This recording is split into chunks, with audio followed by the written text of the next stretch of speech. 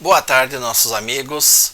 Vamos para a reflexão de hoje, chamado, missão e legado de José. Gênesis 49, de 19 a 21, na tradução A Mensagem. Na semana passada, falamos sobre o amadurecimento forçado, o qual é simples entender. Deus aproveita nossas falhas e fraquezas, bem como nossos pecados, e nos utiliza para provocar um processo de amadurecimento em nós. O chamo de forçado pelo fato de que não é uma escolha minha, mas em consequência do meu estilo de vida, então ele me força a essas mudanças, a esse amadurecimento.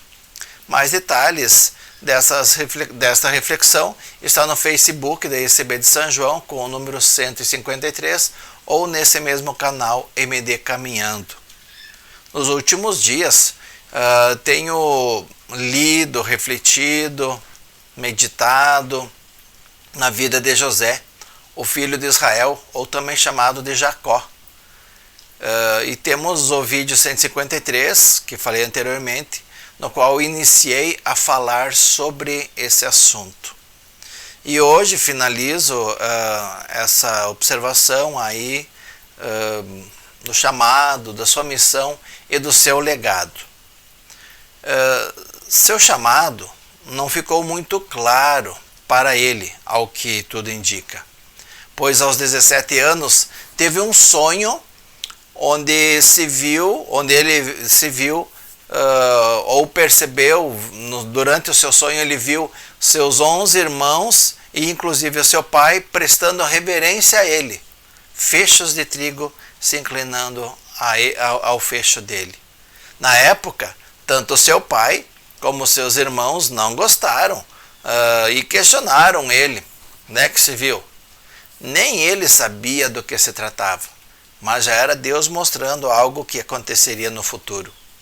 Ele, o filho predileto de seu pai, José, então era o filho predileto, e dessa forma ficava mais por casa mesmo. Ele não participava dos trabalhos arriscados. Inclusive seu pai o presenteou com uma capa colorida, uma túnica.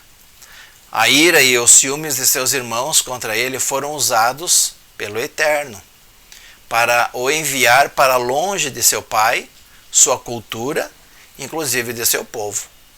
No Egito ele era um estranho no ninho, e esse ninho, na maior parte do tempo, foi numa prisão. Veja só, em casa era o xodó do papai, e ali no Egito ele estava preso, estava na prisão. Olha quanta coisa mudou. Contudo, Deus estava com ele e abençoava tudo o que ele fazia, já dando indicação de seu chamado e missão.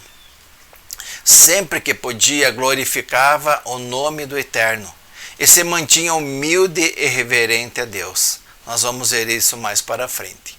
O Eterno sempre esteve agindo, por mais que ele não percebesse. Algo a ser destacado é seu relacionamento com o Eterno, pois uma vez que estava distante de seu pai, seus irmãos, amigos e sua cultura, bem como a maior parte estava na prisão, teve de se agarrar no Eterno. Não teve outra opção. E esse é o seu maior legado para nós nos nossos dias. Aceitar e cultivar o relacionamento com o Eterno, independente da circunstância, independente do que você está vivendo no momento. José deve ter lutado com suas emoções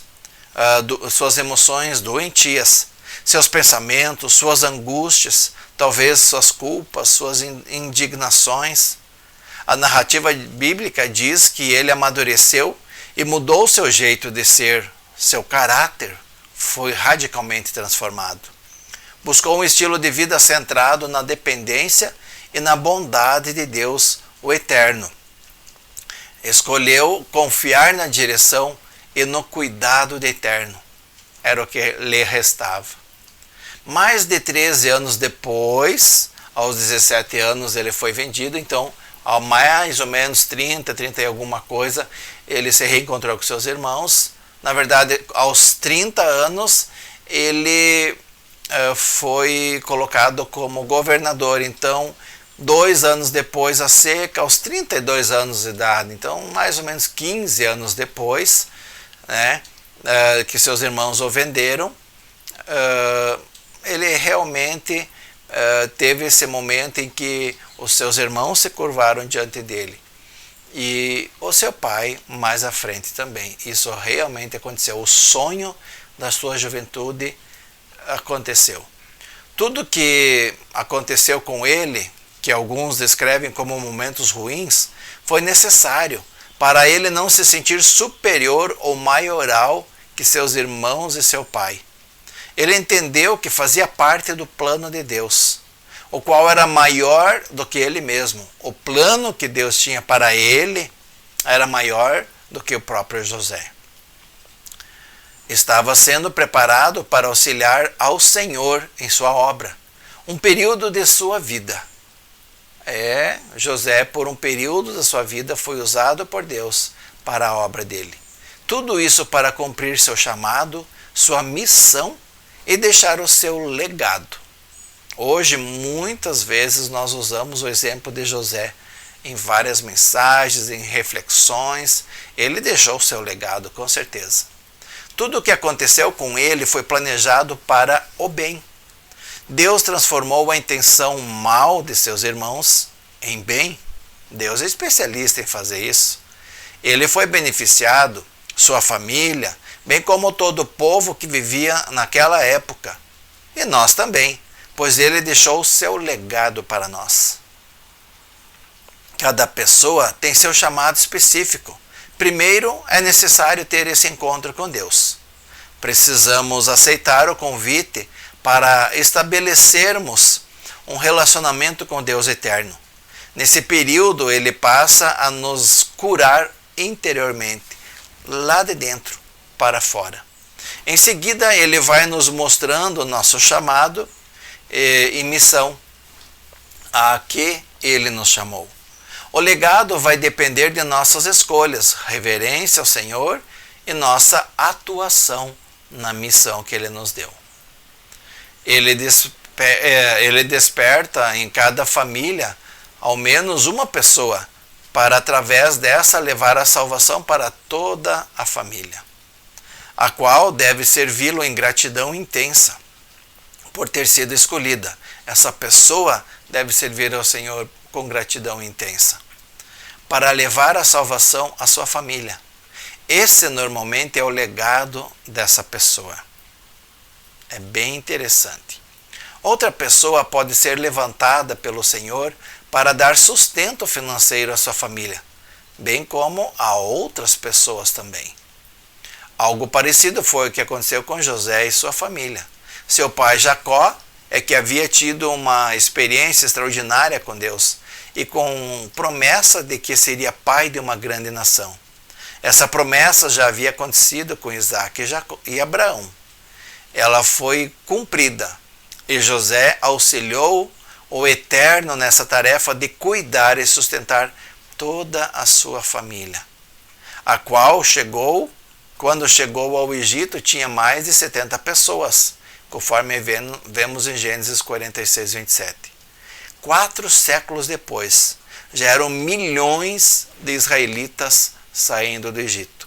Então José auxiliou essa multidão de israelitas a se sustentarem. No início, quando eles eram 70 pessoas, aí foram se multiplicando em 4 séculos, 430 anos mais exatamente, foi o tempo que o povo de Israel ficou no Egito. Quando eles saíram de lá, Êxodo fala sobre isso, eles já eram milhões. Deus cumpre suas promessas, seus planos e propósitos e utiliza pessoas, circunstâncias das mais diversas, coisas que não conseguimos imaginar e que vão além de nosso pensamento e até de nosso entendimento. Deus é assim. Para Ele não há impossíveis, bem como não está preso a regras humanas ou a religiosidade. O Eterno é muito maior do que nós podemos imaginar.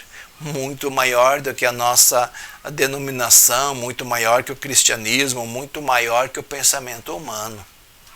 Para sabermos com clareza os planos dele conosco, precisamos ter um relacionamento íntimo e profundo com o Pai. José teve muito tempo para isso.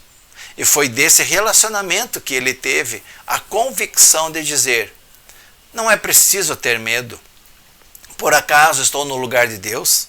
Será que vocês não percebem que planejaram o mal contra mim, mas Deus transformou o mal em bem? Como podem ver aqui e agora, salvando a vida de muita gente? Acalme-se, não há o que temer. Vou cuidar de vocês e de seus filhos. Com essas palavras carinhosas, ele os tranquilizou. Os irmãos de José estavam com medo. Após a morte do seu pai, Jacó, ou Israel, eles tinham medo de que ele iria se vingar dos seus irmãos. E aí vem esse texto que acabei de ler. O Eterno transforma o mal em bem. Ele tem esse poder. Normalmente isso leva muitos anos e pode ficar meio que escondido aos nossos olhos. Assim como aconteceu com José. As várias vivências, experiências que passamos podem nos amolecer e nos aproximar de Deus, ou nos endurecer e nos afastar dele. A escolha é de cada pessoa. Quanto mais obstinada, teimosa, birrenta ou dura for uma pessoa, mais duro será seu processo de amadurecimento forçado. Já se deu conta dessa dinâmica das engrenagens divinas? Ao mesmo tempo, quanto maior a missão a nós confiada, maior é a preparação necessária. Isso também. O certo é que Deus cuida de nós a cada dia, em cada situação. Nada passa despercebido dele. Podermos o auxiliar na obra do seu reino é um privilégio, motivo de profunda gratidão. Mas esteja atento, pois se brotar orgulho, vaidade ou presunção, prepare-se. Ele terá de o purificar com o fogo purificador das dificuldades. Pois toda honra e glória são devidas unicamente a Deus, nosso Senhor. Em nenhum momento José buscou glória e honra próprios a seu nome. Em todo momento as dedicou ao Senhor. E esse é mais um legado que ele nos deixa. Vemos isso quando ele rejeita a proposta da mulher de Potifar, nas interpretações dos sonhos do padeiro, do copeiro e mesmo do faraó. Vemos isso quando ele fala para seus irmãos e seu pai. José nos serve de exemplo em vários aspectos. Deixou esse legado para nós. É nosso mentor através dos registros. Claro, isso se eu desejo ter ele como meu mentor. Ele assumiu sua responsabilidade, se comprometeu com Deus de alimentar e cuidar de sua família, garantir a sobrevivência e a multiplicação dela. José recebeu uma missão e cumpriu e deixou seu legado. Cada um de nós foi criado por Deus para uma missão específica. Você já conhece a sua missão? Está comprometido com ela? Tens andado em intimidade com o Deus eterno, de maneira que esteja pronto para assumir sua missão? Qual é o grau de compromisso que temos com o Senhor e a missão destinada a cada um de nós?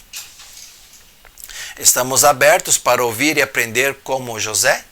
Ou com ele? Temos ele como um de nossos mentores? Ou fazemos parte dos rebeldes descritos em Hebreus 13:4? Cada pessoa precisa fazer uma escolha. Vamos aprender com as circunstâncias que Deus nos coloca. Ou vamos ficar duros e obstinados? Espero que você medite sobre tudo isso e passe a usufruir do relacionamento com Deus. Seja curado e passe a auxiliá-lo no reino eterno. Medite no legado que deseja deixar aos que vêm depois de você, aos que vêm depois de nós. Oremos. Pai querido, obrigado que mesmo nos conhecendo tão bem, não desiste de nós. Pelo contrário, te aproximas de nós, chama a nossa atenção e nos convida ao relacionamento íntimo e profundo contigo. Inicia um longo processo de cura e restauração no mais profundo de nosso ser. Ao mesmo tempo, nos convida ao auxiliarmos no teu reino eterno. Nos concede uma missão e nos auxilia a cumprirmos ela, a exemplo de José. Quanto maior é a dificuldade, maior é a preparação para a missão a nós confiada. Ajuda-nos a assumirmos o compromisso de o servirmos em gratidão e louvor. Queremos deixar um legado onde teu nome seja louvado e adorado. Em Jesus Cristo oramos a ti, Senhor. Amém. Certa vez, um aprendiz de Jesus pediu ao seu discipulador: Jesus tem preferidos? Não, disse o seu discipulador, mas tem amigos íntimos que se comprometem com o chamado, a missão que receberam do Pai, para deixar um legado que exalte o santo nome do Eterno. Reflita sobre isso nessa semana que está adentrando. Amém.